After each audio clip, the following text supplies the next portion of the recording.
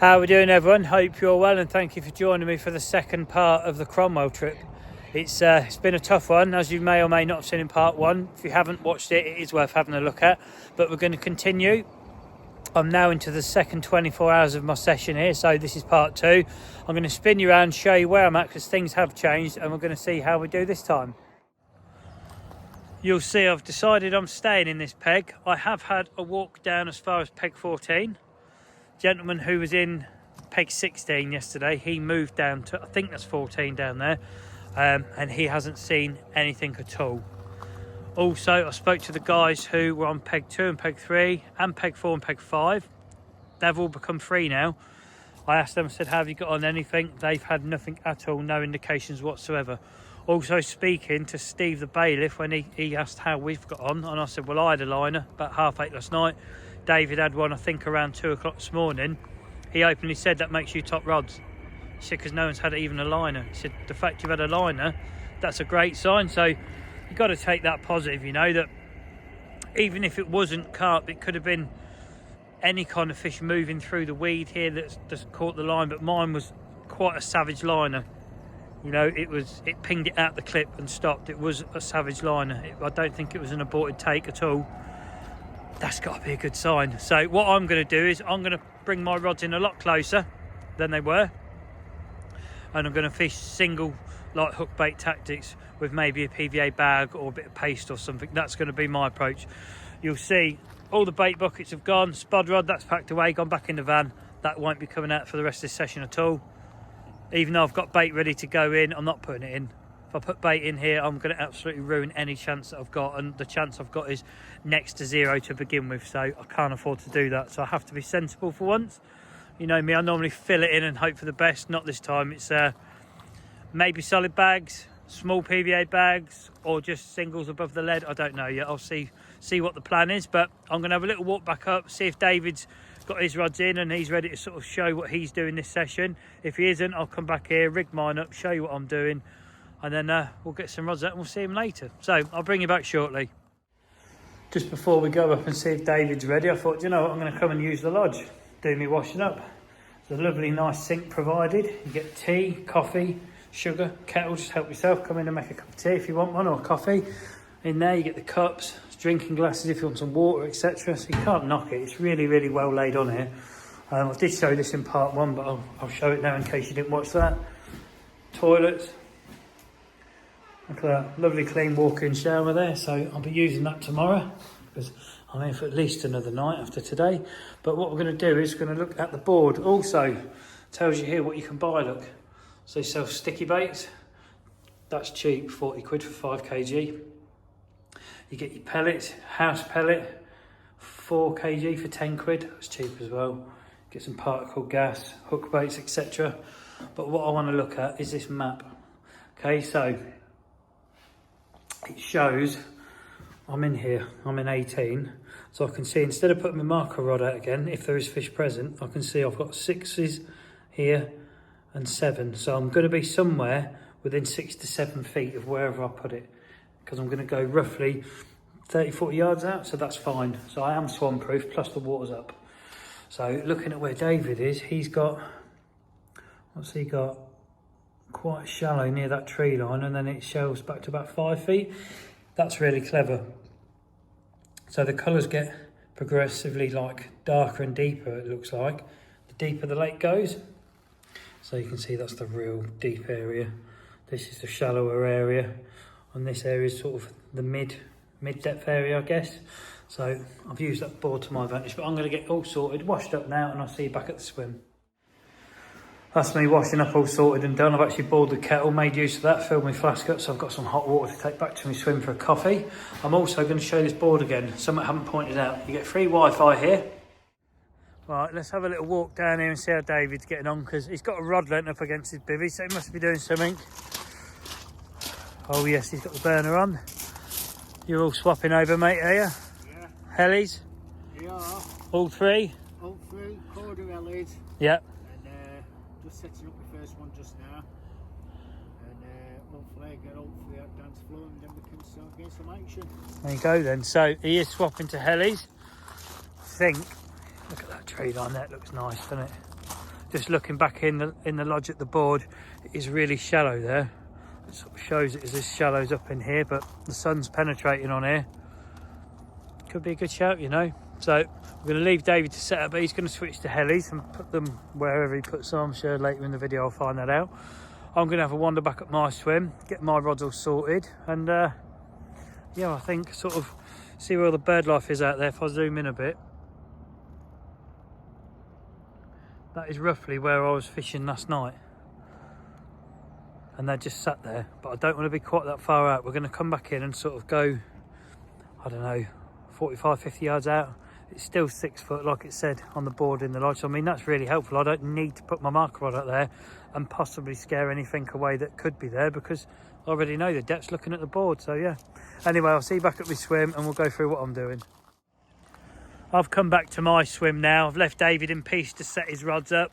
I was going to sort of hang around and watch him boat them out, etc. and that, but he's quite a way off being sorted, and I thought if I'm stood there sort of like pressuring him without actually saying anything, it's not comfortable setting up like that, is it? So I've left him to it, but he's told me he's going to fish all 3 rods along that tree line during the daytime.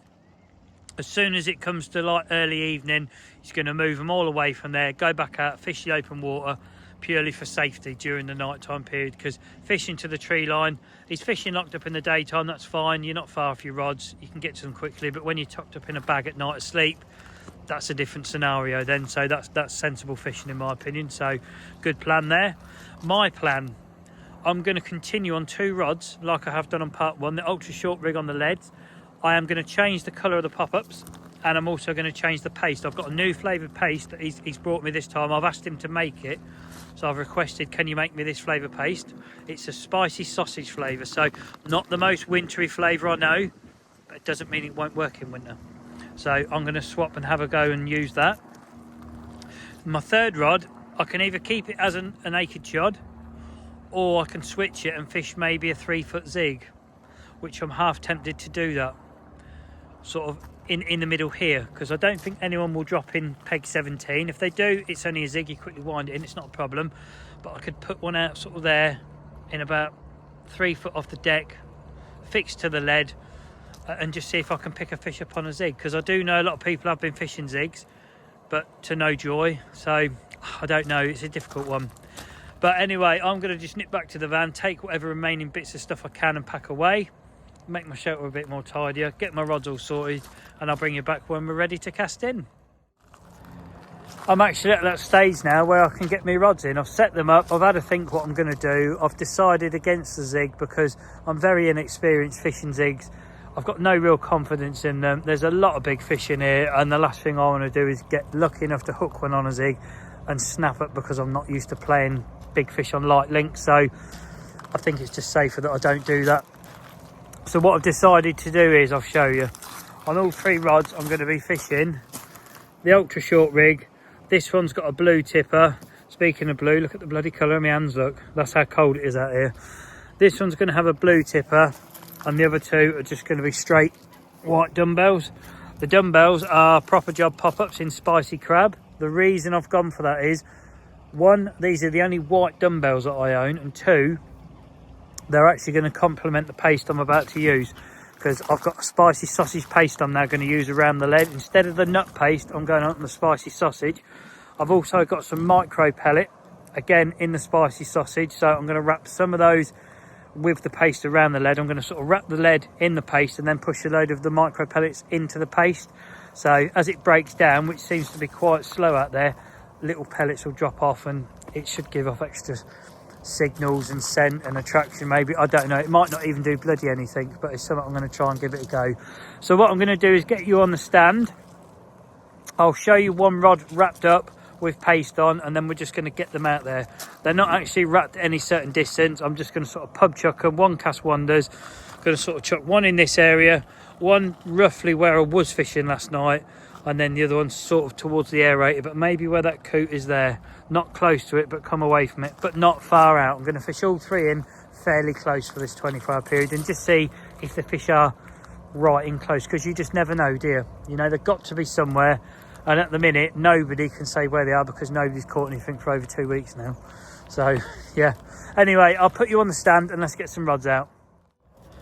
Well, I've actually come up to David's swim before I've put my rods in just to see how he's getting on, and he's nearly set up now. So on his left hand rod it looks like he's having a fluoro yellow on a heli. On the middle it looks like he's having a fluoro orange dumbbell again on a heli.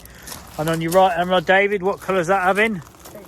And that's having a fluoro pink on that. So he's got 3 different colour hook baits. Are you putting any bait out or singles? Yeah, I'm putting pellet and corn over top. Right, so they're going to be fish for pellet and corn over the top. And like I say, he's going along the tree line. That's where you said you're going, didn't you? I am, yeah, I'm going to take it over at farm margin and There. So all along the tree line, 3 different colour hook baits, all with bait over them. Whereas I'm going back out in the open water with 2 different colour hook baits, 2 white and 1 white and blue. So between us, that's 5 different colour hook baits out there, fished on 2 different methods, all in the sort of same area of the lake. So you never know, if there's one here, we could trick one up. But I'm going to leave him to get sorted. I'm going to finish my coffee, get back to my swim, get my rods in myself, and we'll finally be fishing in this part 2. Well, I've not actually gone back to my swim just yet because he was about to load his boat up. So that's a different way of doing it. Pellets one side, corn the other side. That looks like a really attractive pile of bait, that, you know. How much bait is that? I'd say it's over a kilo. Over a kilo? Yeah. Jesus, that's a bloody lot. And I think I put a lot in. Do you know, I'm actually going to watch this go out because you know me and my love for bait boats. Can't get enough of it. You'll be getting one before. I very much doubt that. Even if you give me that, I will give you it back. Off it goes, look at that. Is that programmed into us where you're going, or are you just taking it? I'm just going. Excuse drunk driving.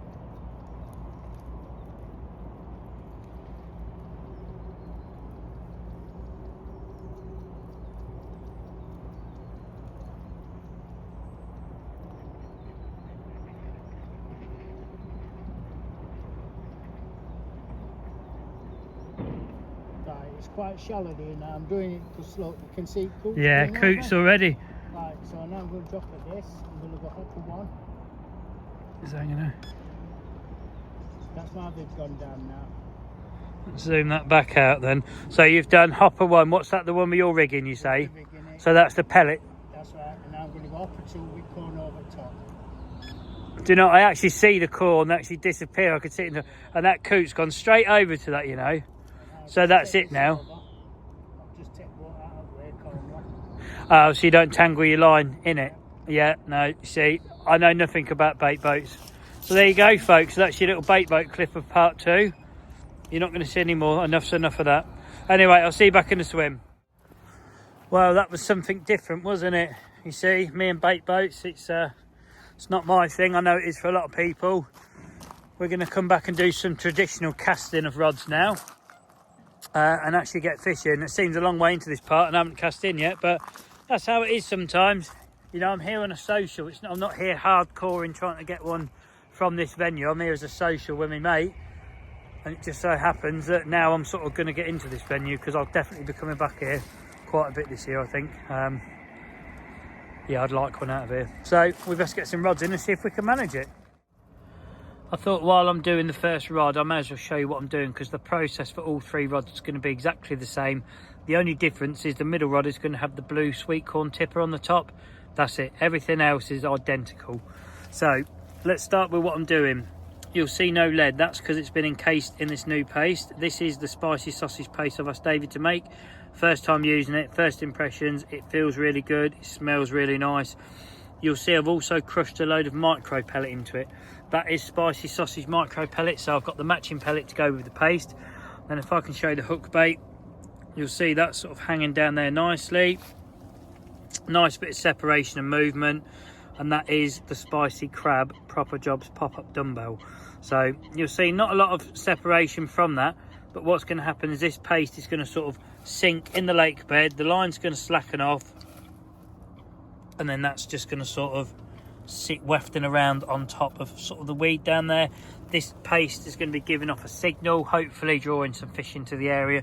One goes down, the only thing there is the white hook bait, and bang, we get it. If it picks it up, it'll hook itself. The lead will eject instant. and that will be that. So I'm going to slacken these lines right off. Once I've cast out, I'm going to slacken them right down, get them, so the weight of the line is all pinned down to the lake bed, and we'll just see what happens. So now I think we should finally get some rods out. Okay, so we'll start off with the left hand rod.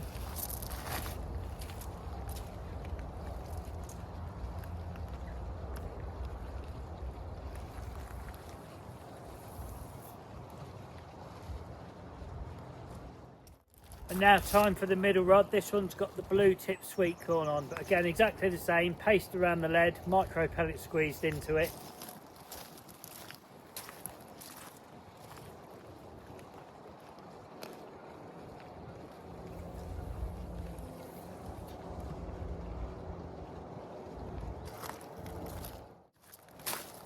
And now time for the third rod, again exactly the same.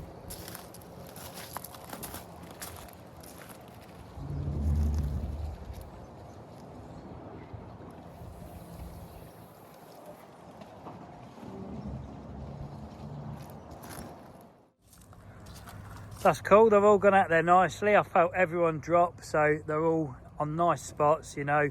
I've slackened the lines right off. I don't know if you'll be able to see it or not if I zoom in, but they're all coming off those tips. Very, very slack.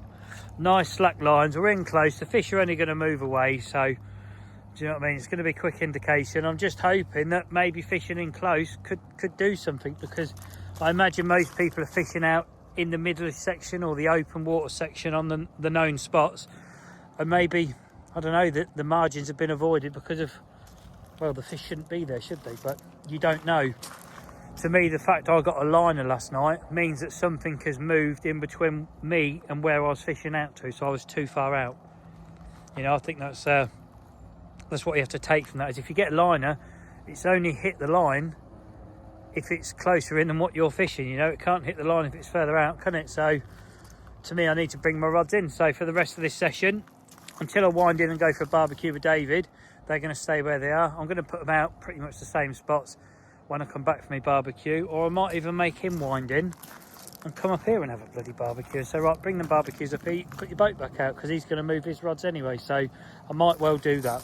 Anyway, I am going to chill out for the rest of my afternoon now. If anything happens, I'll bring you back. If it doesn't, then I'll probably see you this evening when it's barbecue time. That's much better. The wind has eased off now. The sun's come out. It's nice. There is a bit of heat kicking into this sort of area of the lake. Like I say, whether the fish turn up or they're already here, who knows? It's anyone's guess. They could be anywhere. They could be the far end of the lake, all sat in a small pile away from everybody. That's why nobody's caught anything. You just don't know. They could all be sat sort of where there's a lodge just sort of round there. It's called Rosie's Retreat. They could all be sat in front of that. Nobody's fishing that area at all. Nobody's in the lodge. They could all be sat there. You just don't know. It's just a guessing game. You know, I'm quite happy. Those rods have gone out. They've made a bit of racket going in. They do make a big sort of noise when they hit the water, because it's quite a big clump of bait and a lead going out, isn't it, in shallow water with low line weed. So it's not going to sort of cushion the blow. When it's weed stacked to the top, you can get away with a lot more. It sort of cushions your leads going in, where this time of year it doesn't at all. You know, if there was any fish here, they would have heard all three of those going. They would know there's an angler about. Be on your guard.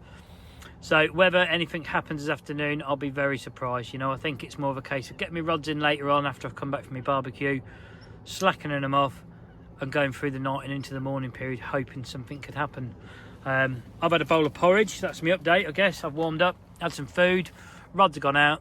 That's it. I'm going to have a lazy afternoon in my shelter, in my bag, try and keep warm and just watch the lake and see if I can see anything to go on. So I'll bring you back most likely when those rods are wound in, and I'm going to nip up David's for a barbecue tonight.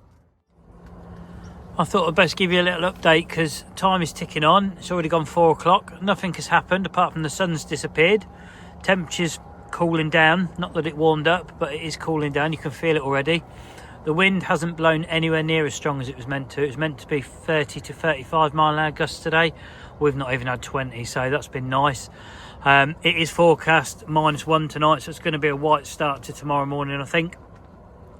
Another hour or so, I am actually going to wind those rods in and just check how the paste is doing, and just see what it's doing. You know, I've not used this paste before, so I want to see if it's breaking down, if it's changed colour, if it's fell off.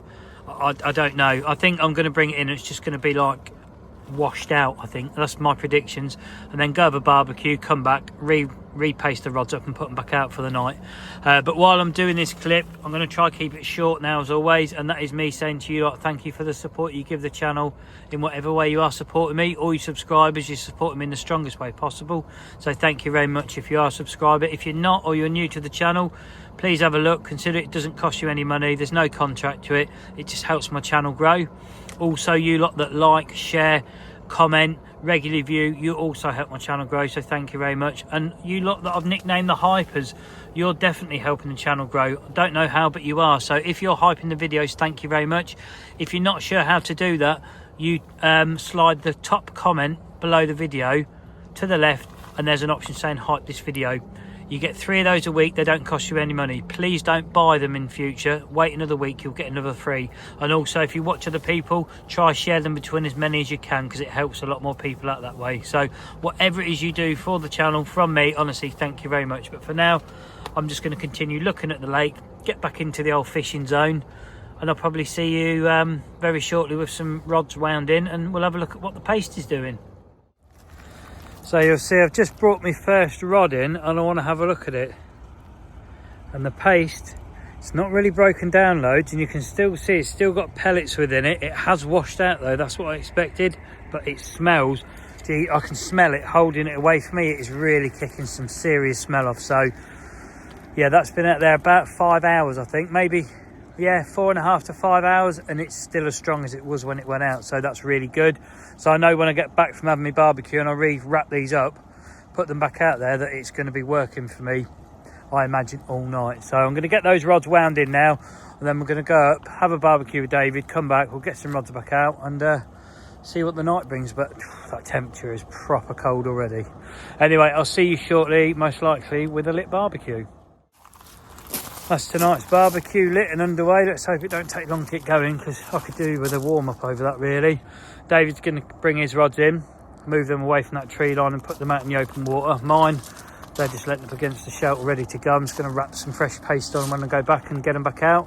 I might put one out at range, the middle rod back over the baited area, because there's been nothing in close to tell me to keep all 3 in. I'm actually going to put one towards the aerator as well tonight, so I'm going to fish one where I was told to put a bait when I got here, and I haven't yet, so I'm going to do that.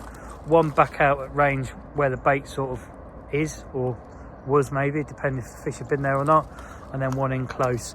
I think David's sort of bringing this all in this area, because the sun definitely is not on that tree line now, and it is bloody freezing. So I'll most likely see you with some burnt food, and then get that sorted, get back to my swim, wrap some fresh paste around those leads, and get some rods back out. So I'll see you shortly with some burnt food. We're definitely properly burning the food tonight. Look at it, it's actually on fire. To keep warm. Yeah, so we have Wagyu burgers that, well, look at the state is are going to be in, a lot worse than mine. Oh, look at that, flame grilled. A couple of sausages, and there's a bit of steak to go on there at some point, so I'll bring you back when there's a cremated, and mine are probably still burning. We've had to abandon the burger cooking because it's, yeah, they're definitely not cooked in the middle, but on the outside they look hammered. Sausages, yeah, they've took a turn for the worse as well. Yeah, we're gonna have to let this cook a bit more, then put them back on, I think. Well, the sausages are gone. I've replaced mine with a big old fat bit of sirloin. The burgers are back on.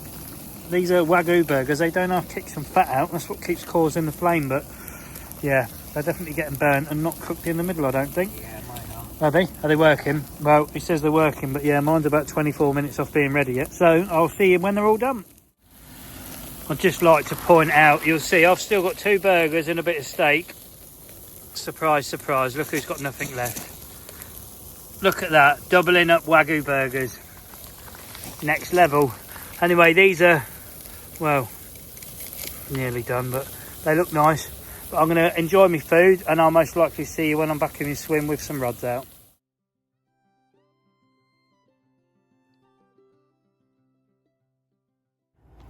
So I'm just wandering back in my swim after having a nice barbecue with David. Very nice.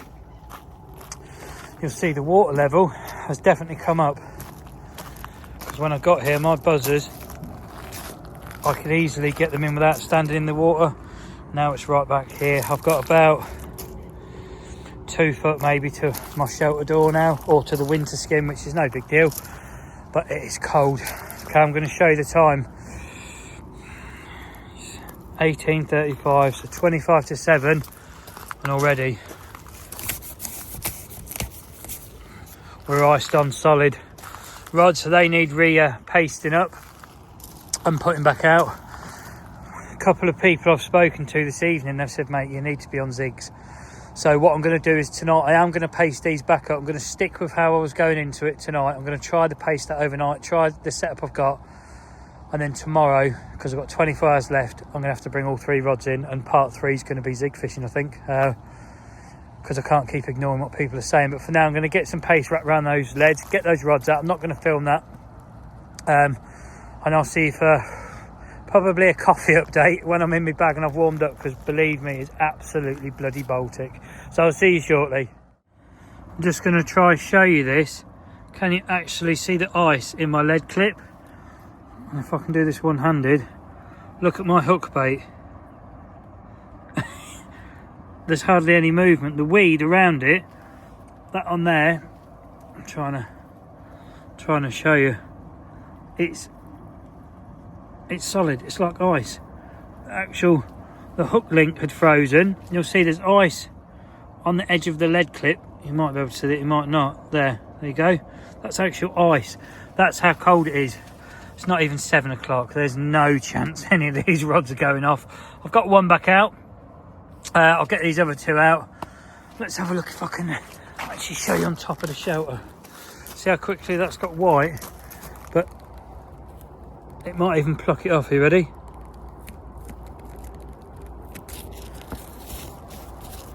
But the weed, look, that's weed. It's actually frozen solid like an icicle. That just shows the severity. Like, yeah, that is not good.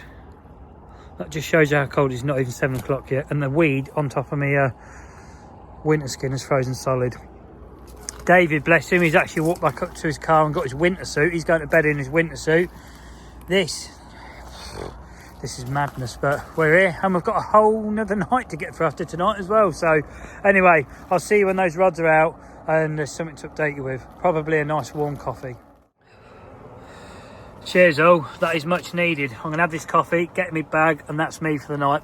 I'm going to lay here and listen out for any signs of carp giving themselves away, but they're not going to. I don't think they're here, to be honest. I'm not sure what the liner was I had last night, but the water has risen. There's a lot more cold water gone in here. The air temperature, as you've seen, is horrific outside. I'm not making excuses for not catching. I'm doing no better or no worse than anyone else who's been on here the last 2 weeks, you know. It's just, the conditions are horrific, you know. Next week looks brilliant. If you're coming here next week, I really fancy to have a chance. You know, this week, I couldn't have picked a worse week to come. The water level has at least come up a foot since I've been here, sort of up towards my shelter, maybe more. I reckon by the morning it'll be come up further. Peg 1, I've been told, is nearly underwater. It's, everything's against you. And everyone I've spoken to says, mate, you need to be off the deck. So I think part 3 is going to have to be zigs. How I'm going to go about that, I don't know. But I'm going to stay fishing how I am now. They've all gone back out. They've all landed well. And they're going to stay out there till about 10 o'clock tomorrow morning, and that will be the end of part 2. So if a miracle happens during the night and I catch something, you will definitely know about it. But if I don't, I imagine I'll see you in the morning with everything outside white. So let's see how that goes. I'll say it in advance now. The next thing you see will be me saying good morning.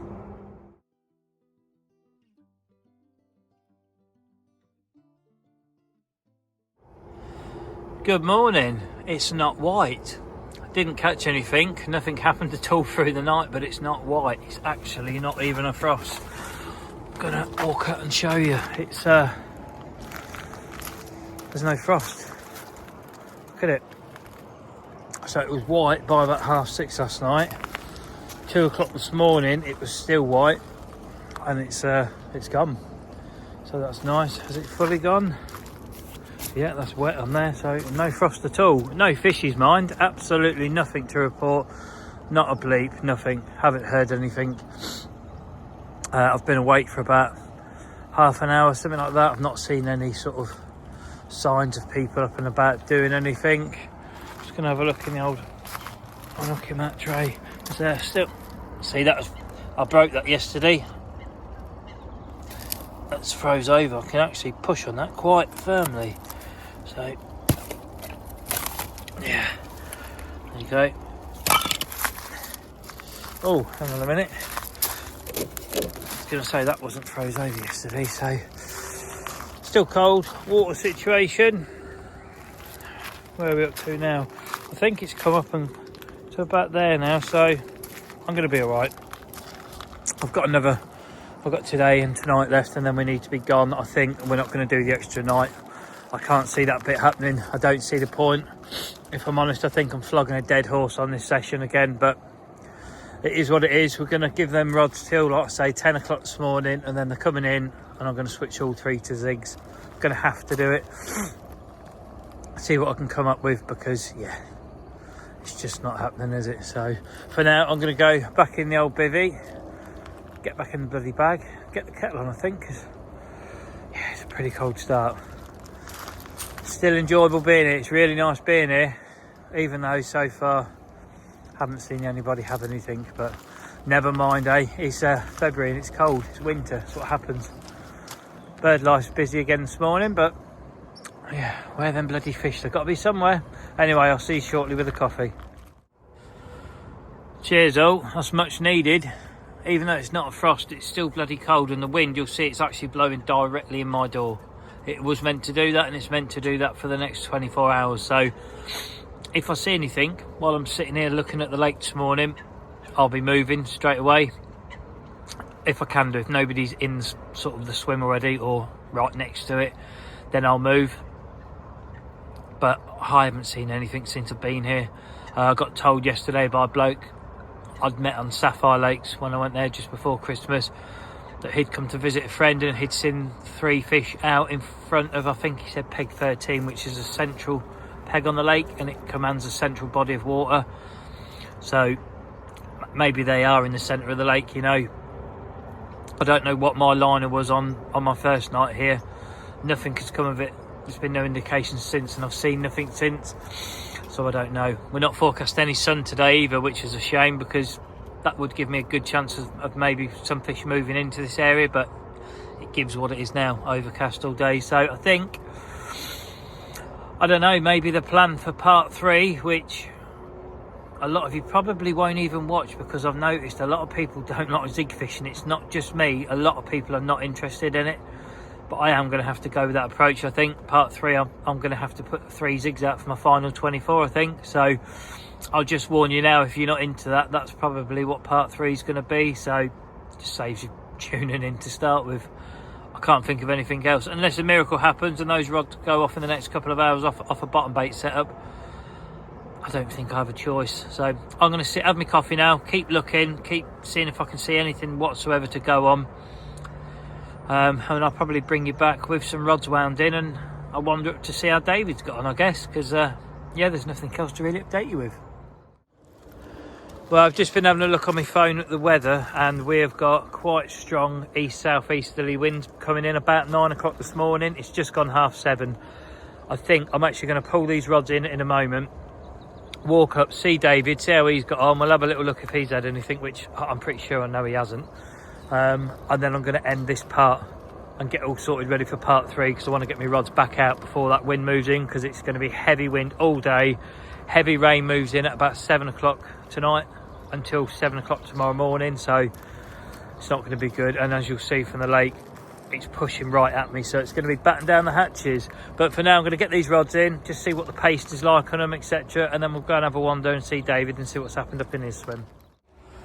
So I've got all my rods in, just been cleaning my line on the way in as I'm winding in. You'll see paste still round the lead. Do you know what, I can smell that from here. It's actually stained me bloody winter skin. I need to clean that off. But yeah, the paste has lasted all night and it absolutely stinks, but look at all the bits and pieces in it. Right, I'm going to get that rod dismantled. You'll see I've chopped the lines through. We're going to swap back to mono. I'll worry about that in part 3, but for now I'm going to get this rod sorted and we'll walk up and we'll see David. Right, let's have a wander around. Well, he's up and he's awake, he's out. Well, he's got the kettle in his hand as well. So then, what's happened with you last night? What happened with you? Anything? Nothing. No, not even. Tell you what, the water's come up in your peg as well, isn't it? It's definitely filling up in this corner. Nothing. Yeah, but the tactics today, I'm going to put deeper on. I'm going to scan front, basically where them ducks are in front of me. Yeah. I'm going to bring the lines in instead of being out too far. Are you coming in closer, are you? Yeah, I'm going to get Right. Fingers crossed. I mean, I doubt it, but... Oh wow, you've actually got ice in this morning. You didn't have yesterday morning. There is in that this morning. Look. Whoa, Jesus! Look at that. Warm night then, wasn't it? Jesus. So that's that then. Right. Well, I'm going to end this part. I'll spin the old phone around and do an outro. Go get a bloody shower because it's absolutely freezing. As you can see from in David's swim, the conditions have worsened. His swim's got more water in it. His little water bowl thing he's got, that's frozen over. It hadn't yesterday morning, so it's definitely colder as well. The wind is going to be blowing straight at us, and we've got a big band of rain coming in. So I've had a chat and said, should we do the 4th night or should we go home sort of tomorrow morning? And we've agreed, yeah, we're going to do one more night and that's going to be it. We're not going to do the 4th night because I just don't think we're in the right spot, and the conditions are, well, they're just terrible, you know. But we are going to soldier on, so hopefully you'll join us for part 3, see what happens. I imagine the same as part 1 and part 2. For me, I think I'm going to have to switch to zig. So if you don't like zig fishing, don't bother watching it, because that's probably what my section of the video is going to be. As for David, I don't exactly know what he's doing. He's moving his rod somewhere. I don't really know yet, so that'll be something to find out as we go. But from me and from David, again, thanks for watching. Hope you enjoyed. Don't forget the old thumbs up, hype, subscribe and all that business. And if you're out and about on the bank yourself, I hope you're being lucky than we are. But until then, thanks for watching. See you on the next one.